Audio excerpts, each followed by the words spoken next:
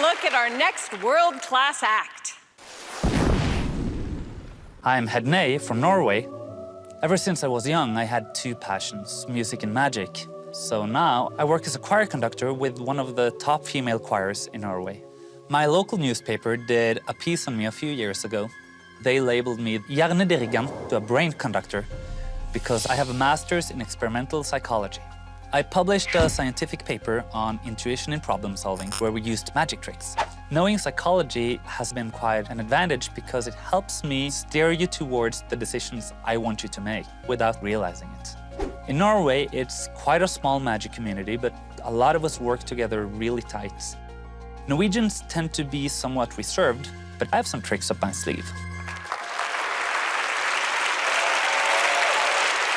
With a randomly selected member of our studio audience, please welcome Norway's Hedne. Yes, thank you. And thank you both so much for joining me. You know, as a magician, I sometimes have to just trust my gut instinct or intuition. But I wonder, for you, do you trust your intuition, Alison? Yes. Perfect, so you'll be great for this. Could you please just think of any of the 4 suits in a deck of cards, okay? Don't let me influence you, but just follow your... And you, sir, would you please think of a value to go with her suit? Okay, sure. Just keep those in mind for now, and let me show you something. This is a deck of marked cards. Now, I'm telling you that it's marked because, well, you can see it. The cards are marked on the back with numbers from 1 through 52. I did that. They're marked on the front as well, you see, as per usual. The factory did that. Now, Alison, what suit are you thinking of? Clubs. Clubs, okay. And your value, sir? 10. 10. So the 10 of clubs. Okay. You don't want to change your mind or anything like that? I'm good. I have to say, I do not envy those closest to you.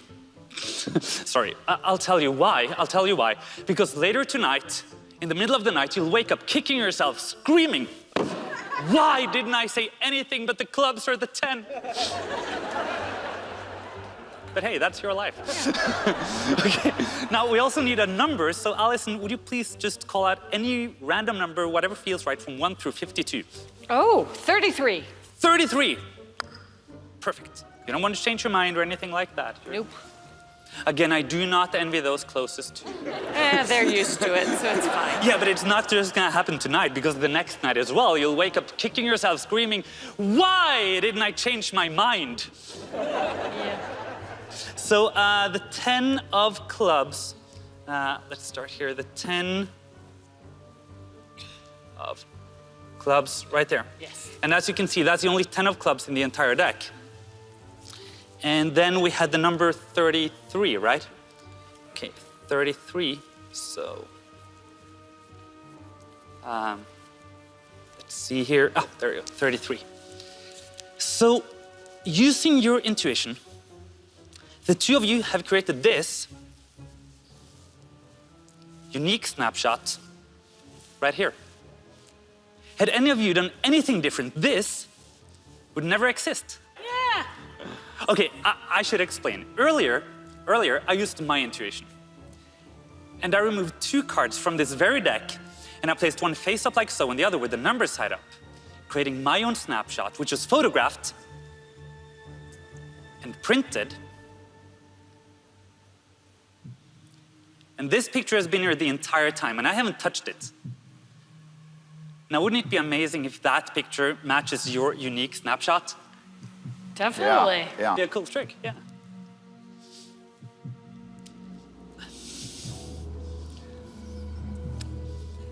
I mean, the more astute amongst you have, though, probably observed that there is one more thing that's sort of off here, because this should actually be facing upwards, and this should be with the number side up.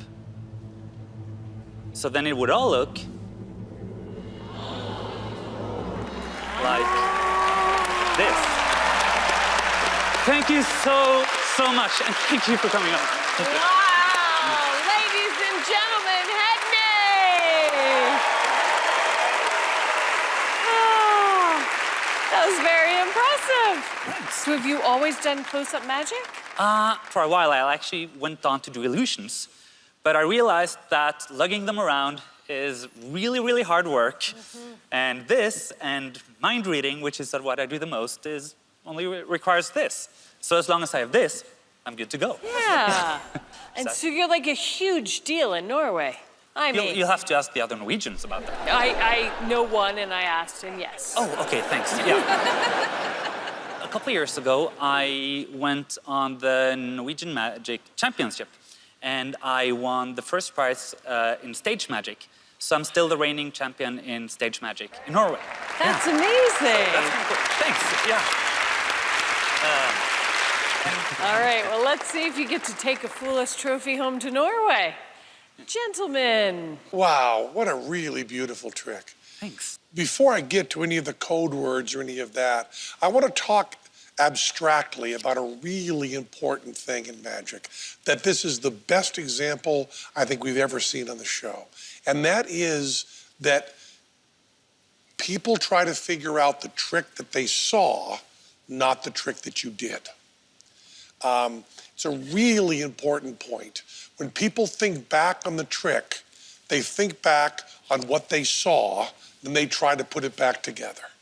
And when we first saw that afterwards, the trick that we saw, we could not figure out. It was impossible.